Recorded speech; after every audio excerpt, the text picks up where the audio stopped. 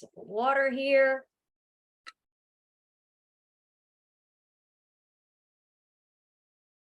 All right. And in 3, 2, 1. Well, hello, everybody, and welcome to this week's episode of the DooDoo Divas Smells Like Money podcast. Today, we are visiting with Amir. I'm going to butcher your name, so why don't you just say your name for the audience? Well, my full name is Amirreza, but short is Amir, and everyone. Okay, so thank you, Amir. And he is with Roshan Water Solutions. And this is a very new technology that little interesting history was born out of, if correct me if I'm wrong, Amir, out of your wife's graduate study program for her, I guess you'd call her PhD or her dissertation. And Yes. you saw, wow, this thing could probably be commercialized. So tell me a little bit about how the idea all came about, her studies, and then, I'd love you to also disclose the name of the company and the meaning behind that, and the logo, and then we'll get into a little bit about what it actually does. Yeah, definitely. I would be more than happy to do that. So really, I always say this to Paramis, my wife as well, that and the history of the company didn't really start 6 years ago when we started the company, or even didn't start 11 years ago when she started her PhD program at the University of Alberta here in Canada. It actually started many, many years ago, like subconsciously in her mind, when she was 3 years old, and they were having a vacation in the north of our country in Iran, and they were visiting rural areas, I guess. And she got very, very sick. Paramis got very, very sick because of drinking water that has some sort of bacteria in it. And because they were in a rural area, no access to hospitals, no access to testing facilities or anything, they had to drop everything, cancel the vacation, and kind of drive 4 or 5 hours back to the capital in Tehran so she can go to a hospital. And thank God everything turned out well, and she was okay, and kind of she moved on from that. So that was subconscious. I always tell her that was the reason why she chose to work on a research project like this.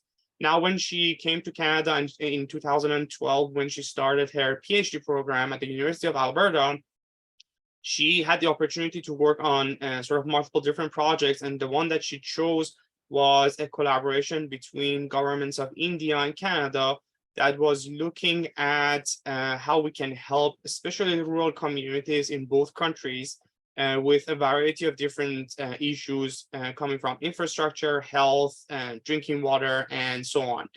Her project was specifically about drinking water, and more specifically about why testing water for bacteria, which is a very standard process in our water and wastewater industry.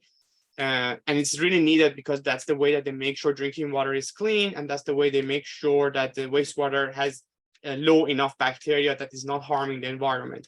So her research was about why these tests, especially on the drinking water side, why they are not done as frequent as they should, or even never done in those rural communities. So she looked at that and she did research, and it was pretty easy to figure out that, well, the main issue would be that all the standard tests that are designed for doing something like that are done inside labs. And labs need equipment, need personnel, and a lot of rural communities are not going to have access to that. These labs are mostly in bigger cities and bigger towns. So I have to say that testing water samples for bacteria is very specific because there is a very specific window of the time. They call it holding time. And from the time that you take the sample to the time that the sample is being prepared for analysis, USDPA say it has to be 30 hours. So if you don't make that 30 hours travel, the sample is going to be expired basically, and you cannot really test that. And that is why these rural communities in Canada, a lot of First Nation communities, in India, many, many small communities don't have access to this test, and hence they cannot do the test, and they have issues ongoing with their drinking water and bacteria. So that was very intriguing to her. And on top of that, she wanted to work on a technology that allows the test to also happen faster. And why that is important, it's because tests in the lab, like even if you have access to a lab facility, tests are slow. It takes at least 24 hours to generate results for something like E. coli in water. And by the virtue of that, really, you're not, or the utilities are not making decisions based on the samples that are taken today. They are making the decision tomorrow or the day after based on the sample they sent to the lab a day before. So at the end of the day, those tests are not going to help with sort of operations. It's more for compliance reasons and testing. So really, she wanted to do something that also helps that. And she worked on a project for her PhD for about 5 years.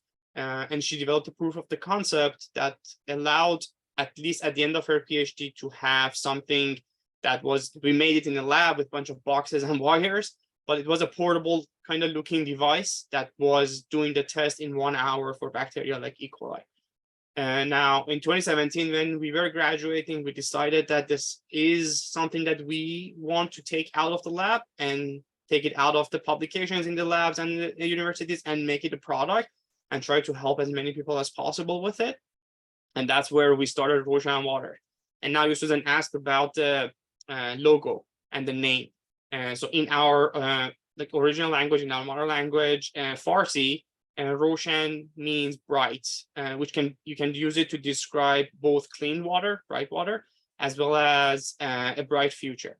And that's why we chose Roshan, and that's why the tagline says a basic clear water, bright future. Love it. Love it. And so we started talking offline before you came on that for testing the water, but then there was an interesting little application. And I think it came about, for wastewater. And this is what I really wanted to focus on for the purpose of the episode was compliance at a certain point in the treatment process that you recognized, wow, this was a serious pain point. And a lot of waste was happening in treatment at the disinfection point. So I'd like you to share with me, kind of what you did when we were first talking about this, how you see the benefits of using a technology like this can help in the efficiency of the treatment process, as well as compliance. And I know we are all, when we're in treatment, we're always worried about those fines, because Yes. really that's eating into the revenue, and it's just paying for something that, why are you paying for this? If you could do something very, very small that can help you avoid that annoying fine, kind of like a parking ticket. Yeah. So really the way that the whole applications of our product in the wastewater, the way that it came about was during the conversations we were having with wastewater treatment plants. We have one near us. I don't know if we can call their name, Alberta Capital Region Wastewater Commission, who has been working with us for the past 4 years. And so talking to them, and as well as talking to our advisors, we realized one thing. Medium-sized and large wastewater treatment plants, we have many of them here in Canada and in the US, they have a complicated treatment process, and each step basically is taking care of something in the wastewater, from solids and stuff and others. The very last step in the process is a disinfection process, which they either use UV treatment or they use chlorination. And its whole job is it's receiving, because wastewater has a huge amount of bacteria and microbes in it. Disinfection process, as the name says, the whole job of that process is to reduce that to a certain level, below a certain level, that is coming dictated from the government. So they have to bring it down to below that so they can release that treated wastewater back to the environment, making sure that it's not harming the like fishes and creatures in the water, as well as the recreational water that is receiving that sort of treated wastewater. So all the wastewater treatment plants basically have that, and their basic compliance level that they have to be below kind of varies between different applications. Most of the urban ones usually have 150 to 200 counts of E. coli to be below. When they are in national parks, they are more strict about it, so they have to be 10 and below 10 or 20. But regardless of that, they have a threshold that they have to be below. Now, what happens is, what we realized was, because they don't have a way, and especially the operation team don't have a way to monitor how efficiently they are killing the bacteria in the disinfection process. And they have a lab on site that tests the water. They can do it weekly or daily. But as I said before, the results comes back a day later, and no operations around the world in no industry can use a day later data to make decisions about their process. So because they don't have that tool to give them information about how efficient they're killing the microbes in real time as rapid as possible, they choose the conservative way, most of them. What that means is they increase the chlorine dose. They use a huge amount of UV power, on the other hand, to make sure that they can kill as many bacteria as possible in their process. And as I said, they usually have a level of, like, let's say 150 to 200 counts of E. coli, and their day-to-day operation is producing a wastewater that has like 5, 10, 15 E. coli in it, which is perfect from the standpoint of that the process is killing bacteria. But what also that means is they are using a lot of UV power electricity that comes with a lot of GHG emission, or they are using a lot of chemicals like chlorine that can end up in the environment as well and harm the environment.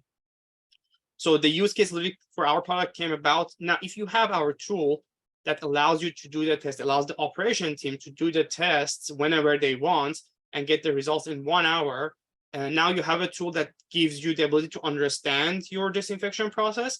Now you can know at any point of time that you want, where are you with killing and disinfection process, and you can adjust your dose and you can use lower dosage.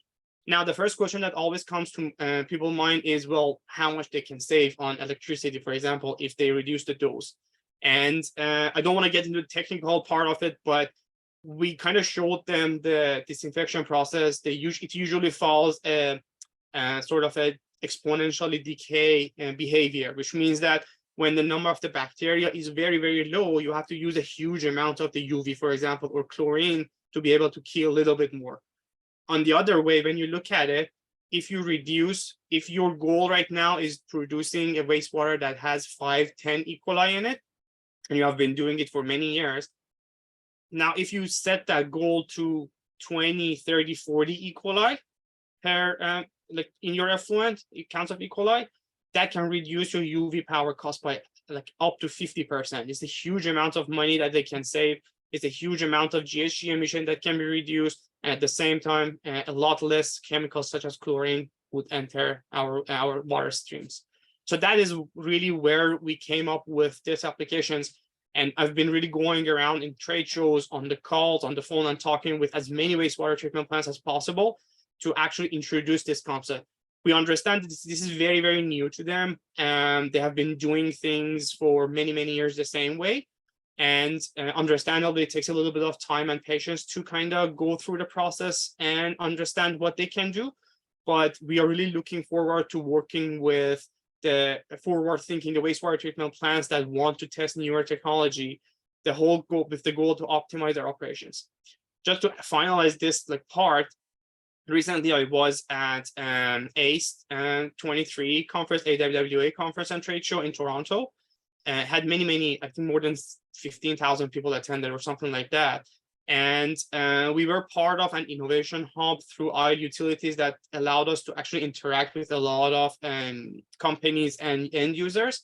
And they had a lot of good sort of panel discussions going on. One of the panel discussions were specifically about how the water and wastewater treatment processes can be optimized more. And one of the main topics that they talked about was our water and wastewater industry, for very, very good reasons, is heavily regulated. And because of that, we are always operating in a set parameters and set frameworks. And we never thought about how we can do this work and be compliant, but do it more efficiently. But now our utilities, our wastewater treatment plants are realizing that efficiency also is important as much as compliance, because it can drive the costs down, it can drive the environmental impacts down.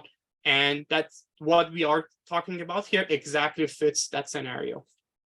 Wow. So now, to utilize something like this, would this be considered just an operating expense, or is it a huge investment for a CapEx? And how difficult is it to incorporate it into the process? Is there a lot of a lot of special things they have to do, or it's just a pretty simple add-on? But for us, the product, fortunately, the way that we designed the product from the day one was we don't want our utilities and wastewater treatment plants to incur a lot of capex at the beginning to be able to use a product that is sort of an add-on product to their processes. So our product is really a portable device, kind of not look like, but the size of a standard printer. And the way that we always tell our wastewater treatment plants, the way we talk to is, if you think that this is something that you want to explore, it actually costs you really nothing. The units that we have are costing somewhere between $4,000 to $5,000 Canadian, really, for end users to purchase. They can basically purchase it, put it inside their office in their wastewater treatment plant somewhere, and start using it without any addition. Really, you don't need to bring in like valves and pipes and stuff or change your process. And you can easily start using it day one when you get the product. If you don't like it, you can just pack it up and send it back to us. There is no cost for you to install it. There is no cost for you to get rid of it. You can like it. Wow. So instances of, places that are using it, you were saying about that, almost that 50%. I was very interested in, like how this can really impact communities that have smaller wastewater treatment. How could something like this be applied in, more rural communities, which is one of the reasons why you really were prompted to go this direction, for First Nations and rural communities? What about lagoon systems where they're using that for treatment? Is this something that could be incorporated into that? Or is this purely for your traditional wastewater treatment plant scenario? Well, it can be used anywhere that you need to test your samples for bacteria. Really doesn't matter the application or the use case. And to answer that question, especially when it comes to more like smaller communities, I actually had a very, very good conversation at ACE in Toronto with sort of a company. They are not consulting engineering company. They are down in Puerto Rico. And they manage a lot of wastewater treatment plants, small wastewater treatment plants in Puerto Rico. And when I was explaining to him about like the cost and UV and overdosing and over disinfection and everything like that, and he said, hold on. We are actually on the other side of the coin. We don't have a way to test our wastewater really locally. It takes us a couple of days to find a way to do the test and get the results. It's going to be a week later. So a lot of the time for us, it happens that we are not actually doing our disinfection correctly or efficiently. And instead of sending less than 200 E. coli counts to the environment, we are sending like 3,000, 4,000. And we are not going to get to know about that a week later because that's the way that we can just do the test. And he said, well, for us, that's going to be the way that looking at it. Now we have a tool. We're going to test effluent this morning, today. It's going to give us 4,000 counts of E. coli. We know we are screwing up. So let's crank up the UV or let's change our treatment process. And then when you do the change, you don't actually have to wait another week to find out if it's working or not. You do the test with our product right away. In 1 hour, you will find out if the 4,000 is coming down to 2,000. So you can kind of keep doing that until you get to whatever you want. Or no, you're actually going the opposite directions and you're screwing things more. You're making everything worse. So when it comes to even small communities, and this has a real application because for small communities, again, remember the bigger challenge that they have is they don't have usually on-site labs. And wastewater treatment plants, bigger one, normally have on-site labs.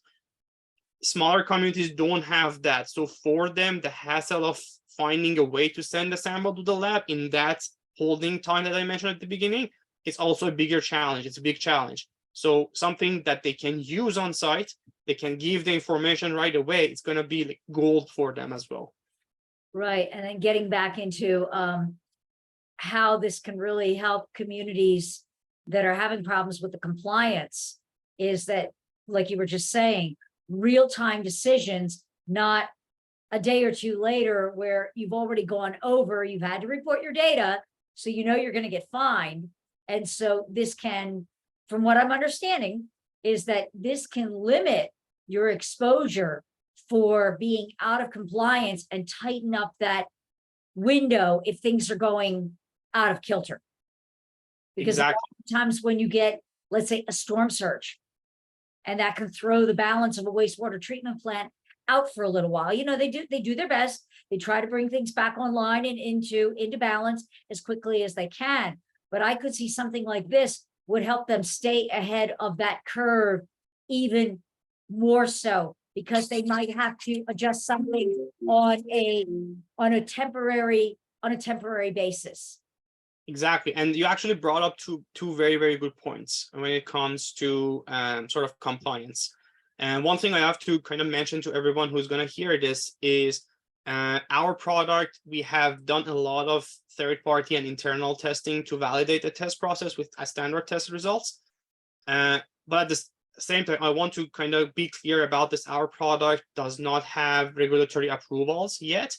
And I think I talked with you, Susan, before that regulatory approval processes are usually very lengthy processes.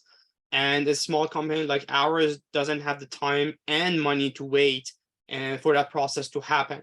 So that is why we are looking at our product, and we are saying to the end users that this is not replacing your compliance testing that you have to do every day or every week. For a small wastewater treatment plant, they probably do like a weekly test and send the results to some government agency. So this is not going to replace that, but what it will help you is if you know that I'm going to send an operator to take a sample on Wednesday this week from our effluent, and we have to report that. Now you can actually do in Monday and Tuesday, you can do probably up to 45 tests. You're not going to do that, I know, but you can do up to 45 tests with our product. And with that, you can make sure that the sample you're submitting to the lab for compliance reasons is definitely going to be below that threshold, and you're going to definitely be compliant.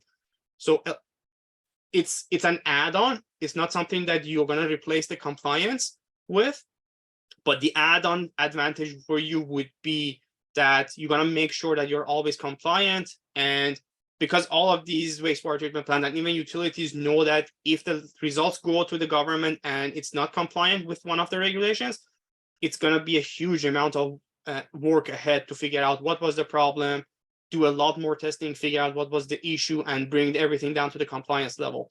So we are basically helping proactively being compliant, making sure that your compliance samples are going to basically pass the compliance.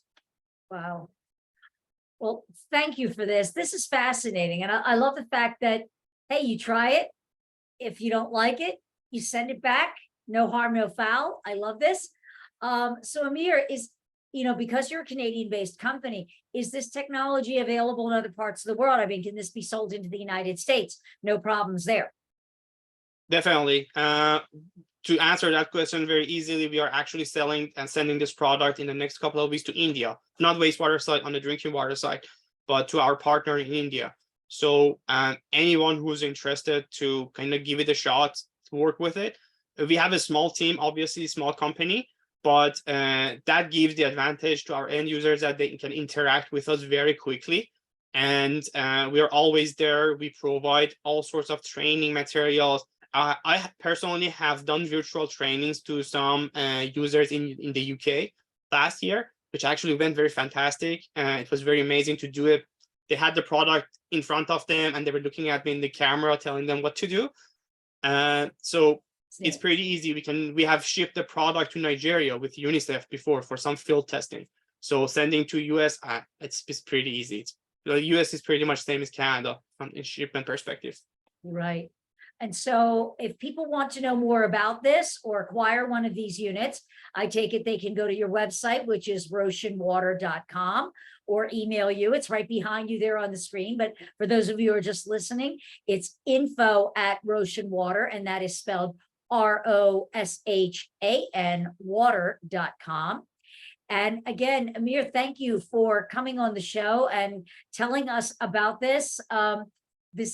I always love introducing new technology to the listeners, and especially when it's something small that's not going to require a huge footprint or a CapEx or huge amount of OpEx, but it just sounds like something so small can make such a huge impact and such a difference in what we are doing in our daily operations that I definitely feel it's something worth taking a serious look at.